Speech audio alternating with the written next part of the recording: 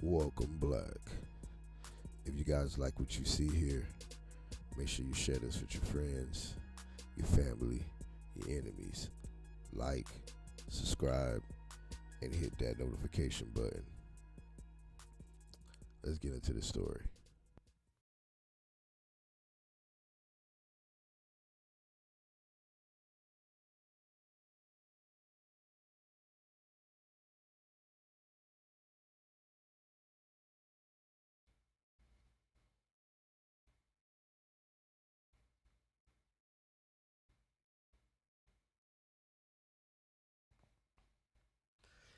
This not gonna be like the usual read from an article. This will be something that I'm currently going through, and I wanted to come here and document it. So, and let me know if you guys going through this in your own personal lives, because these microaggressions of racism not hard to pick up if you got your eye open, if you got your third eye open, what they say. So prior to this, and I'm gonna get right into it. Prior to this accident that I had on one of my motor vehicles, electric bike to be exact. Um, I work for a certain company which I won't name here for obvious reasons, and but I will say what I do. I'm a chef at profession, but so prior to the accident, I'm in a position where I can implement menus and add different dishes and things of that nature. So actually was trying to put some of my aesthetic forward and present something that I thought was presentable to the customers or the background that comes to this establishment. And the chef above me, being that I'm guessing he's a narcissist, he tried to prevent me from putting on my own dish here and there. And the more that I pushed for it, the more resistance I got from him. And of course, this person is white in race. So just to lay that down, and make a long story short, I'm guessing to get me voted off the island, he presented to the higher ups that I didn't have good performance on the day where I found him under the influence of said narcotic. And I won't mention that here for, of course, obvious reasons. And yeah, and then of course when they spoke to me, I let them know that, well, this guy was under the influence on that day, and it's highly improbable that he even knew how my performance was, because he wasn't even coherent enough to do his own job. Um,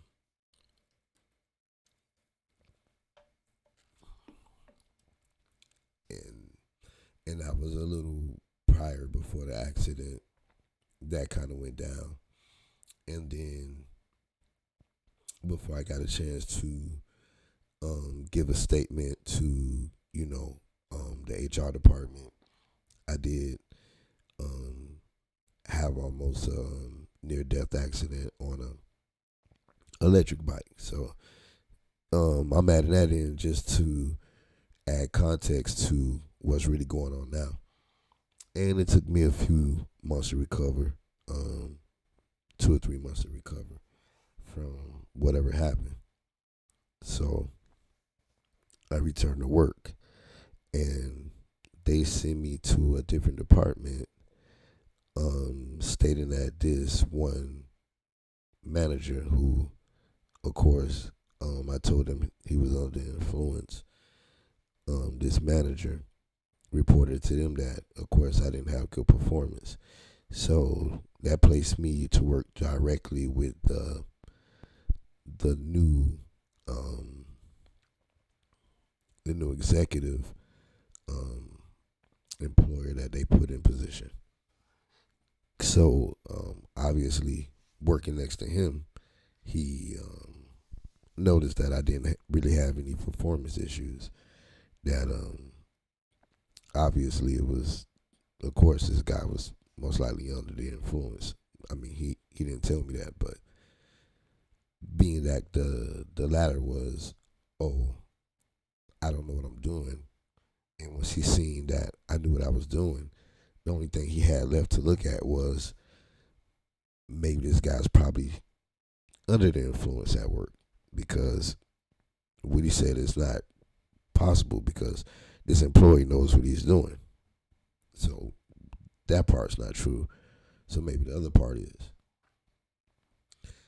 Well, to cut to the chase, so I'm in this department.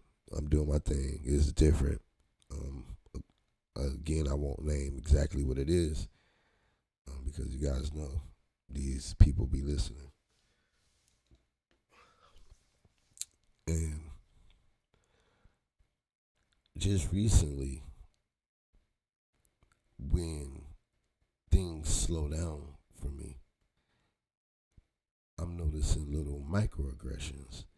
So the department I was in, the main person who was caught under the influence is leaving. He's quitting. So I'm like, wow, there's my opportunity. I'm already second in charge. I can just apply for the job. I'm already in a company, and maybe they'll let me get that position. I already know how to run that department. I already ran that department by myself, actually, before they hired this guy. And when I applied for the position, um, I was met with, I heard people don't want you to go back to that department, and you had issues, and X, Y, and Z, almost like, fairy tale made up. Because, and I'm sitting there listening to the new exec, like, this guy said nobody want to see me go back, and I had issues. But let me remind you, I haven't been written up. I had no issues. I had no quarrels with anyone. Never had any problems with anyone. I mean, at the end of the day, it was a good run when I was in that other department. And I met some good people. And a lot of people revere from me. They want me to return. So, just listening to the chef talk, I'm like, wow, they're gonna make it seem like I was a real issue, so they won't give me that position. And that's kind of how I seen it off the jump. So, fast forward to the day, he was basically saying that I did my job, but I wasn't going above and beyond, and that was weird to me, because here we have a place where a person is doing their job. They're not doing anything to break policy or code. They're coming on time. They're getting their tasks done. They're leaving on time. And here you have a superior saying it's not enough. Yeah, you do your job to what I ask, but it's not enough. We want more. And so that's kind of what he told me in the room, that exactly that I did my job, but I wasn't going above and beyond. And I had to think about it for a second. I was coming in 2 hours earlier, leaving 2 hours later. So I was literally working like 12, 14 hours when I only owed them like 10 hours. So I was doing that on a daily basis. I was fixing little issues they had with certain items, and and let me remind you, I never worked in this department before in the culinary area. I did everything almost but this. So this is my first time in this environment, and I wasn't doing. Man, I was doing a great job. So I thought about all these things that I was doing, and I was really doing a great job. And I thought to myself, wow, this guy really trying to bring me down, and he's trying to position me in an area where I could defend myself, where I always done something wrong. And let me remind you, I'm the only black manager or salary paid employee in this department, in this department as whole, with a pretty high position. Let me add that. So, you know,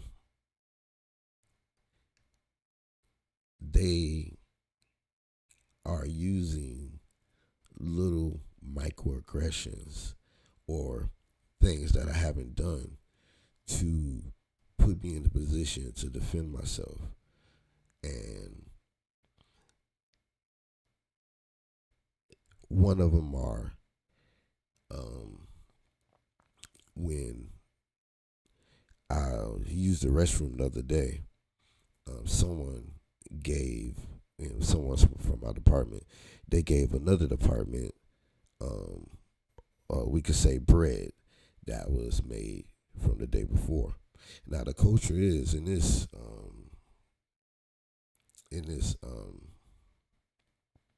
resort,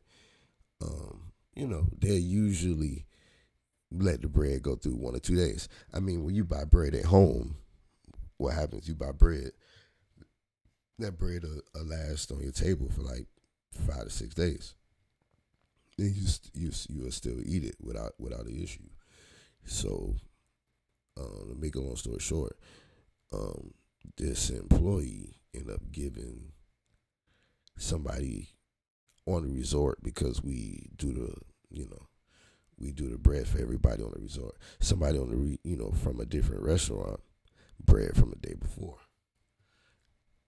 And this executive got an email from the higher ups, whoever complained about it. And the next day, they called me into an area to question me about it. And actually they threatened me. Oh, if this happened again, somebody's gonna get fired. Not me personally, but the intentions was there. I'm responsible. So if this happened again, somebody's gonna get fired. I mean, obviously they was talking about me. And when I thought about it,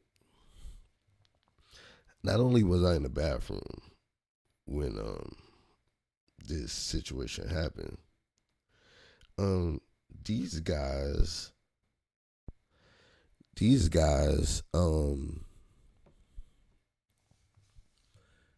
actually put the blame on me when the culture is, they'll bake this bread, and if this place doesn't pick the bread up today, they give it to them tomorrow with no issue. They heat the bread up, blah blah blah, and is as good as made yesterday. But they put that situation on me and said that it was my fault. And then I had to think about that. And the exec said, well, see, you want to go and get this higher position. But how can I trust you in this higher position if you're giving out old product? Let me remind you that I didn't give out old product. I I wasn't even present. But because I am the so-called overseer of that area, that issue fell directly on me. Even though these hourly employees, this is the culture that they've been doing for 10 or some odd years. These guys want to change it. I get it. But before they announced the change, they found a way to make me the scapegoat. To say I'm to blame that a customer got something that was dated a day before, not the establishment at hand, and held that position above me while saying, how can we trust you here? You giving our old product, or you overseeing the distribution of old product. And I'm not trying to go on too long. The second issue was they seen a product that was too small. And the people in my department had already, they overcooked it. So I was like, well, we just going to give it away to the employee cafeteria or throw it away. We going to do away with it. We're not going to give it to the customer. So the exec seen this product while I was getting rid of it and asked about it.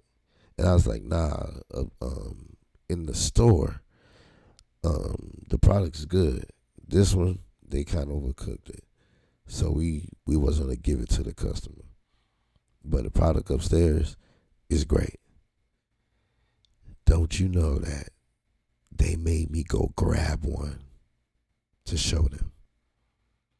My word wasn't good enough as a salary employee. Not like the white folk.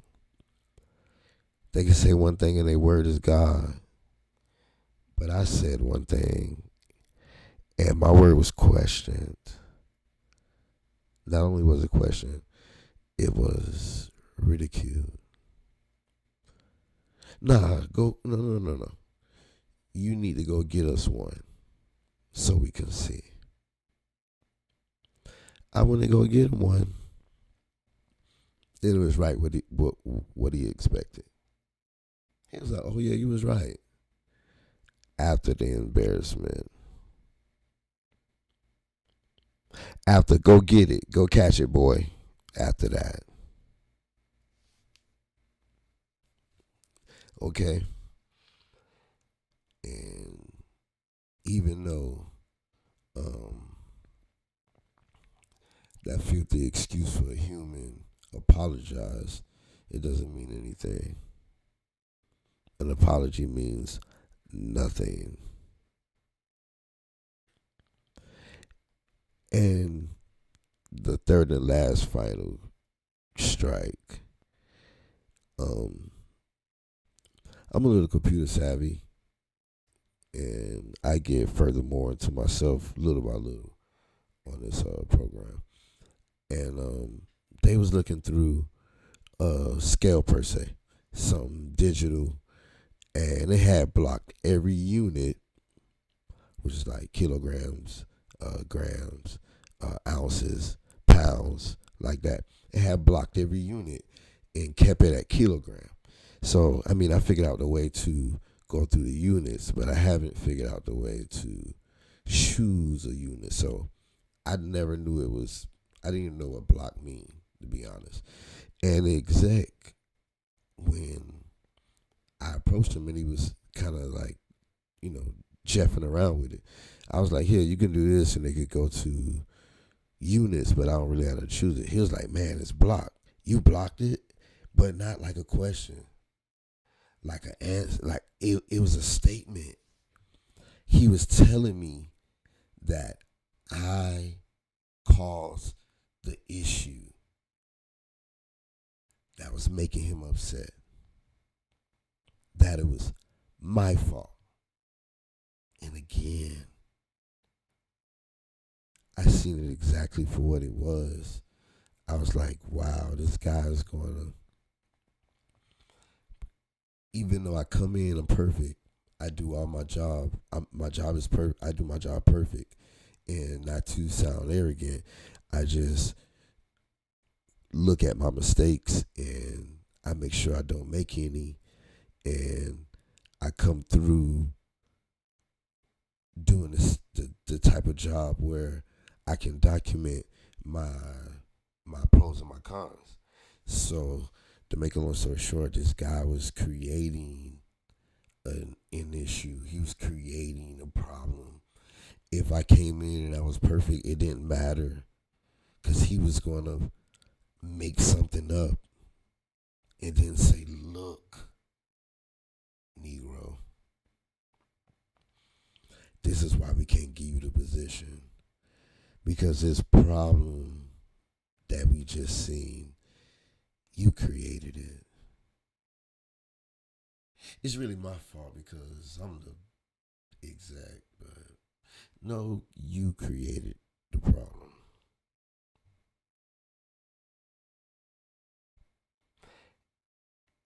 And when that happens, ladies and gentlemen, don't let them fool you. Don't let them fool you with this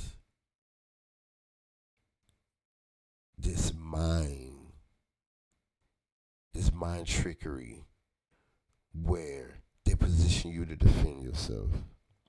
Where something you had to do is wrong. Whatever it was, you did it and it was wrong. Whatever it was wrong. So don't talk back, it was wrong. Don't let them get you like that. Because all it does is prove that not only are they practicing white supremacy, but it proved that it works for them if we don't fight it. And that's just my smaller story about racism at the workplace. Like, share, retweet, subscribe. Help me build this channel. Thank you. I want to thank you all for listening to my rant. Stay black, stay on code, and stay protected. Until the next video.